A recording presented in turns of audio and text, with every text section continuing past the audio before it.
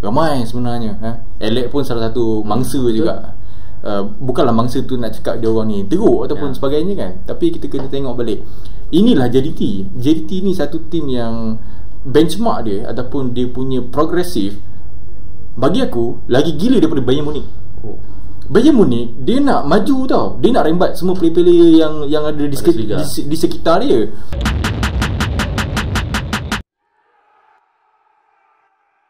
Assalamualaikum guys, welcome back to A2N Studio. Macam biasa, thank you so much dekat korang dah support channel ni. Mana-mana yang baru dekat A2N Studio, jangan lupa untuk terus support aku, support channel ni kan, tekan butang subscribe dekat bawah.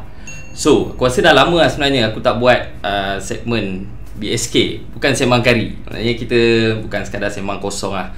Walaupun dari sudut pandang seorang peminat bola sepak, ada isinya yang kita sembangkan. And aku punya guest hari ni pun special, sangat-sangat special, sebabnya dia adalah YouTuber nombor 1 dalam Malaysia dari segi bilangan subscriber, dari segi konsistensi dia punya viewers. So aku rasa tak payah sembang banyak-banyak. Welcome Bro Hans. Terima kasih ajak aku hari ni So Bro Hans, kita pun dah lama sebenarnya kita nak buat benda ni kan. Kita nak shoot betul. Sama-sama. Aku rasa kita deal daripada bulan 1 kot. Banyak sangat halangan masing-masing busy. So peluang yang ada ni aku rasa aku nak manfaatkan betul-betul. Banyak benda aku nak korek daripada kau. Kita tekan habis. So untuk video first kita ni, aku nak tanya lebih kepada diri kau lah. Pengalaman kau dalam YouTube, dalam kau menjadi full time content creator. So first soalan aku, kenapa nama Bro Hans? Kenapa nama Bro Hans payah aku nak jawab menantang ni. Dia sebenarnya bro tu lebih kepada kita nak gelar diri kita Billy Bogart ni kan. Adalah nama yang sesuai kan. So aku rasa sebab nama aku bermula dengan Hans, jadi takkan letak Hans saja. Kau faham tak? Aku Hans, thank you for watching. Dia tak jadi kan. So dia kena dia tak syok. Dia kena ada tambahan kat depan juga. So that's why aku letak, takkan letak Abang Hans kan. So aku letak warna putih sikit lah, Bro Hans. So dekat situ bila kita sebut pun sedap. Kita nak bercakap dan sedap orang nak mendengar. Tak payah panggil nama betul lah. Betul. Itu satu yang paling penting. So nama kita dah tahu lah sekarang kenapa jadi Bro Hans kan. Nama channel kau pula Forest Studio. Mana kau dapat? Tak ada kena-mena dengan nama kau ni? Tak ada. Forest dengan Bro Hans, jauh lagi dia. Dia sepatutnya Bro Hans Studio. Bro Hans channel ke? Tak tahu lah, Bro Hans Studio kan. Forest ni sebenarnya niat aku mula-mula, aku nak buat channel untuk orang ramai. Which mean dalam bahasa orang putihnya, for the rest. Masa tu tengah in lagu apa? Lagu Maher Zain, For the Rest of My Life kan, lagu tu kan. Tu yang datang Forest tu. So dalam bahasa Melayu dia untuk orang ramai. So takkan aku nak buat channel ni nama untuk orang ramai. So better aku letak nama putih For the Rest kononnya. Lelah itulah For the Rest, takkan For the Rest. Forest, FOREZ. So cantik lah sikit kat situ kan. Forest sedap. Sesuai dengan nama Bro Hans tadi. Z pun Z kan. Betul juga. So aku difahamkan kau ni bukanlah aku rasa semua YouTuber bukan terus jadi full time YouTuber kan. Tak. Macam mana sebenarnya kau boleh terfikir untuk jadi full time YouTuber? Kau tahu tak, aku sebenarnya kalau borak pasal macam mana aku boleh terjebak dalam dunia YouTube ni. Dulu kelakar kan. Dulu aku pernah buat channel tau. Tahun 2012 ke 2013. Aku borak pasal motovlog. Aku pernah buat. Channel aku tu ada dapat dalam 2 ke 3k subscriber. Tapi aku buat sekejap sebab bagi aku buat motovlog ni dia efek ataupun dia akan, maknanya kita punya nyawa tu kan, kita nak ride motor dah laju, lepas tu kita nak bercakap kan. So benda tu risiko tau. So aku fikir sejauh mana long term boleh pergi kalau buat benda tang ni kan. Aku sebenarnya walaupun busy time tu, tapi aku memang jenis orang yang suka buat video. Aku suka buat video sesaja kan. Itu lama-lama bila terfikir balik, daripada aku buat menatang ni, daripada aku fokus pada motovlog, aku santai, aku relax dulu dalam beberapa tahun. And then tak tahu sebenarnya macam mana aku boleh tiba-tiba terkeluar idea nak borak pasal bola. Walaupun memang sebab aku memang daripada sekolah dulu, sekolah rendah, sekolah menengah kan, memang dah terbiasa borak bola dengan member-member kan. So lepak mamak sembang bola tu biasa lah. Tapi tak tahulah macam mana sebenarnya. Dia lebih kepada nak kata trend YouTube pun tak agak. Sebab masa aku buat YouTube tu, orang lain Tak ada orang buat lagi aku rasa. Tak ada orang buat lagi sebenarnya. So sebab aku pun time tu tak layan YouTube. Aku just layan apa? Aku layan highlight bola. Kadang-kadang untuk tengok balik kan. And then aku layan motovlog kebanyakannya. Sebab aku memang kaki motor. Sampai sekarang pun aku still lagi kaki motor. Aku sebenarnya aku kenal kau daripada ML Studio. Daripada ML Studio. Aku nak tahu mana datang dulu, Forest Studio ataupun ML Studio yang datang dulu? Actually Forest Studio. Aku pecah video aku first masa Pahang lawan Kedah. Masa tu review pasal bola. Dan tu tak tahu macam mana dengan satu video tu aku boleh tengok meletup. Aku pun tak sure lah. Lepas tu selepas bulan ke-5 ke bulan ke-6 Forest Studio aku buat. Lepas tu Mat panggil aku. Ada sikit offer lah kan, untuk buat video. So aku buat lah video dekat ML Studio. Tapi itu saja aku rasa. So maksudnya Forest dah ada baru ML lah. Betul. Kau waktu kau buat kau shoot dekat ML Studio and then kau keluar balik dekat Forest Studio, awal-awal tu kecaman macam mana? Confirm kena punya lah. Jangan tipu lah cakap tak ada. Cakap pasal kecaman Lagi-lagi time tu kau tahu tak, saya sebenarnya masa aku baru buat YouTube, aku baru perasan yang wujudnya ML Studio. Lepas tu wujudnya speaker ni. Aku tak tahu speaker tu apa semua. Aku ingat speaker tu kan. Speaker kita aku tak tahu. And then orang masa aku mula-mula buat, orang gelarkan aku speaker bola kan. Aku tak tahu menatang benda speaker ni. Sebab background aku sebenarnya tak ada kena-mengena song. Aku career aku sebelum ni, sebenarnya aku ni team manager. Team manager dekat sebuah hotel dekat Kuala Lumpur. And then sebelum tu aku memang lebih kepada technician punya bahagian. Aku manage technician dan juga sales of the country untuk multiple region. Itu kerja aku. So memang jauh sebenarnya. Aku seorang yang sangat sibuk, betul-betul busy punya orang. Aku memang bukan orang yang fokus pada YouTube. Tapi tak tahulah macam mana. Mungkin sebab aku nak menyampaikan bakat aku, iaitu aku boleh bercakap pasal bola. Aku tak tahu arah. Jadi aku tengok YouTube ni macam boleh. Sebab kau tengok bola ni bukan sekadar tengok game, bukan sekadar tengok scoreline, bukan sekadar tengok highlight lah. Betul. Yang senangnya. So bila kau keluar dekat ML, aku rasa zaman kau keluar kat ML tu botak dah slow. Abang botak dah slow.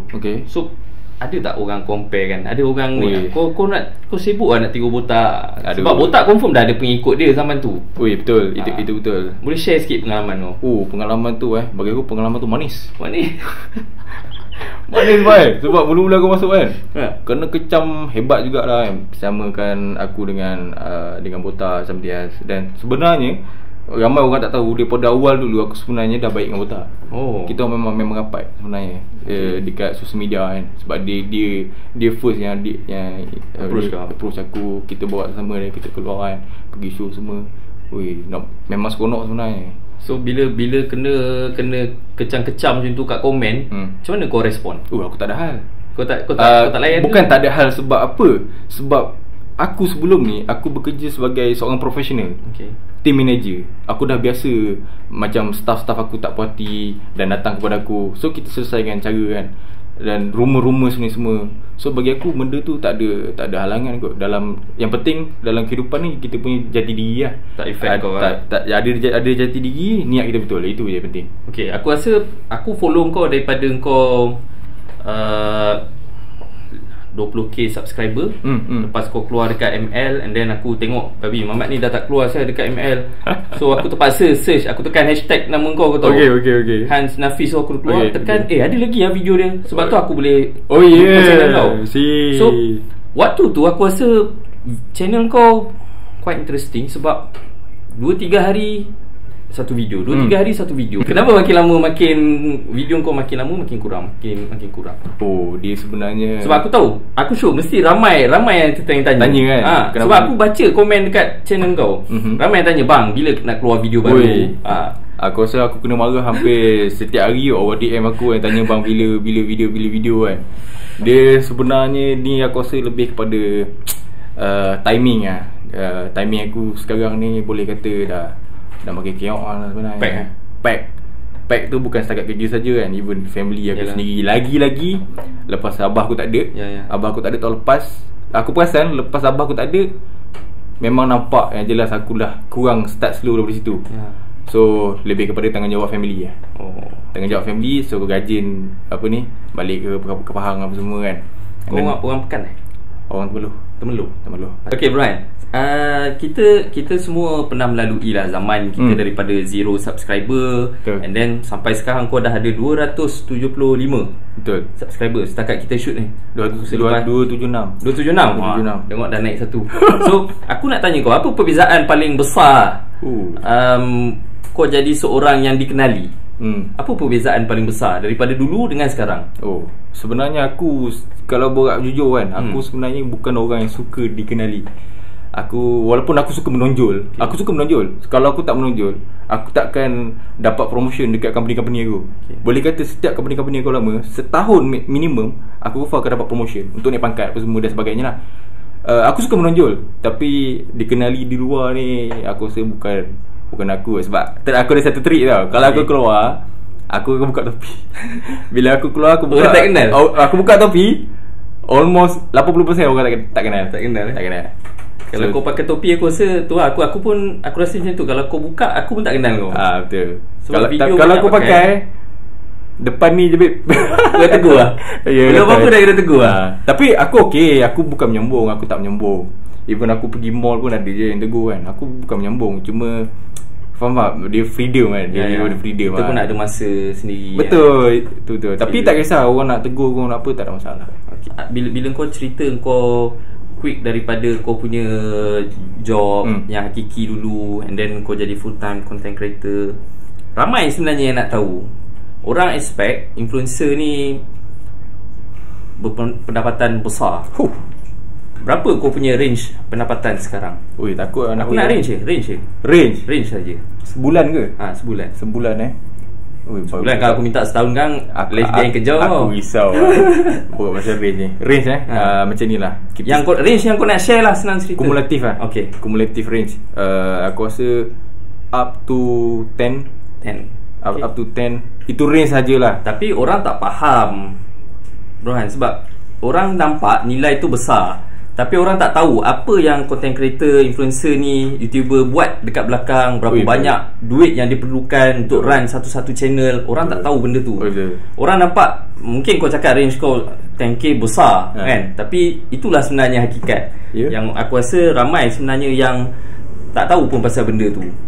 Jangan cerita lah. Kalau bab cerita duduk belakang ni, jangan cerita kita punya PC untuk set up editing video pun dah menjengah lebih daripada 10k.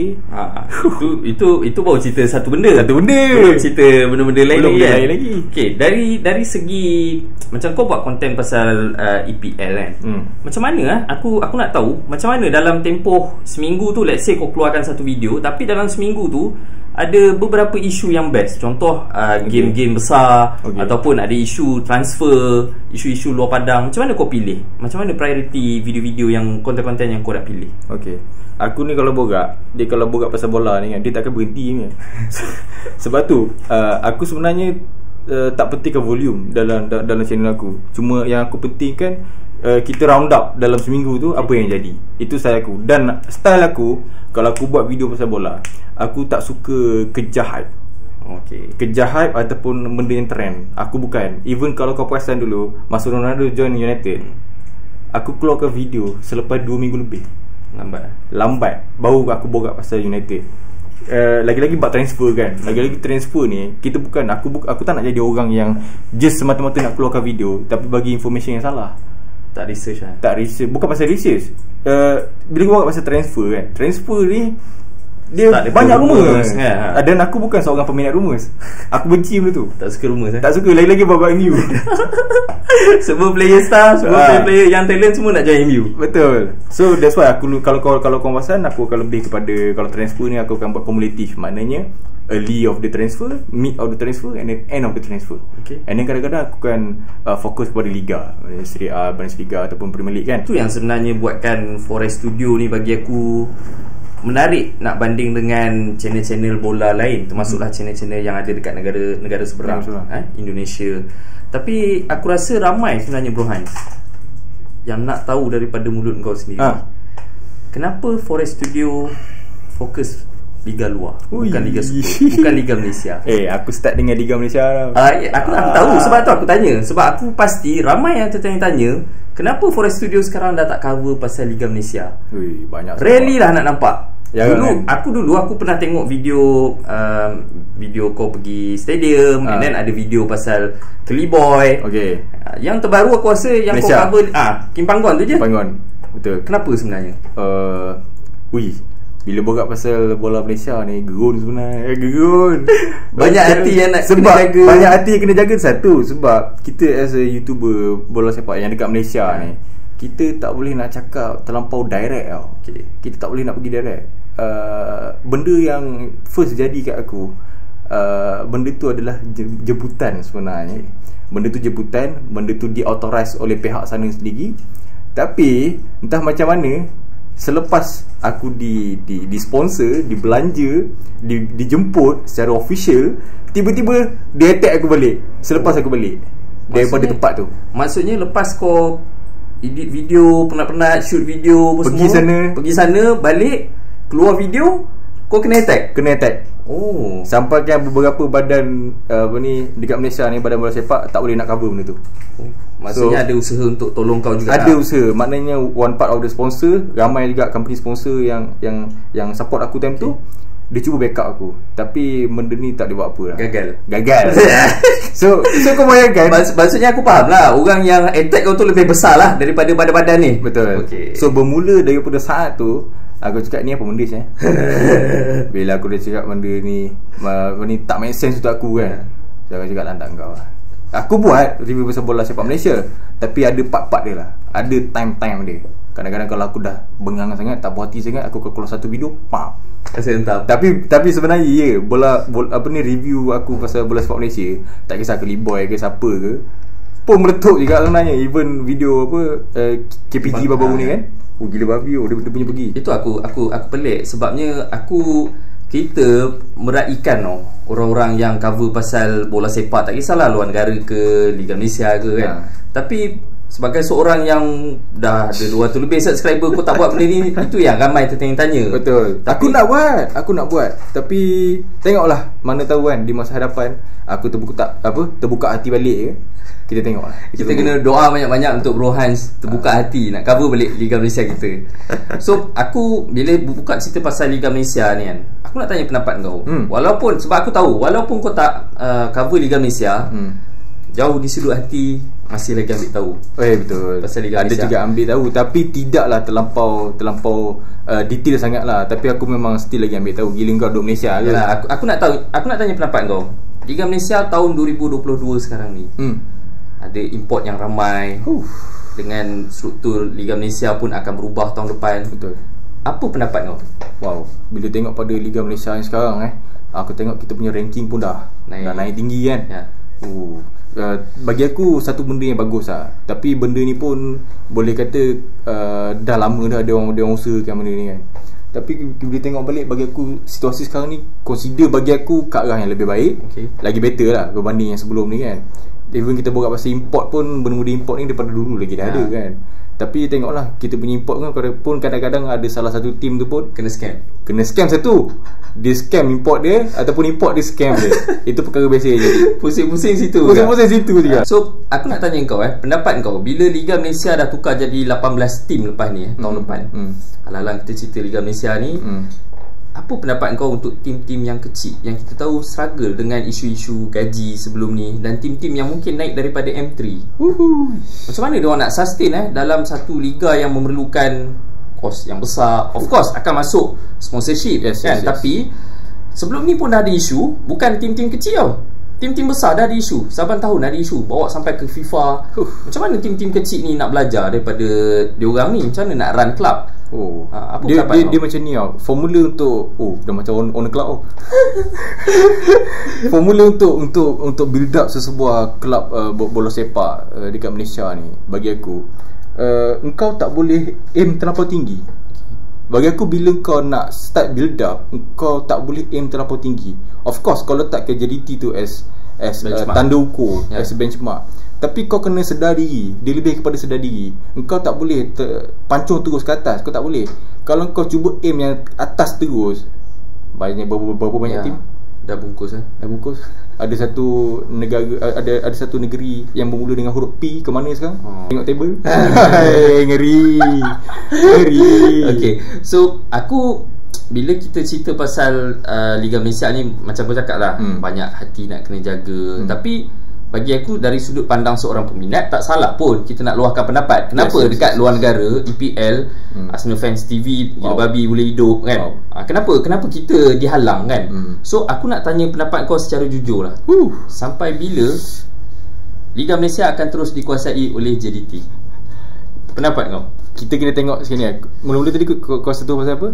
Pasal apa yang sebelum kau cakap pasal JDT tadi?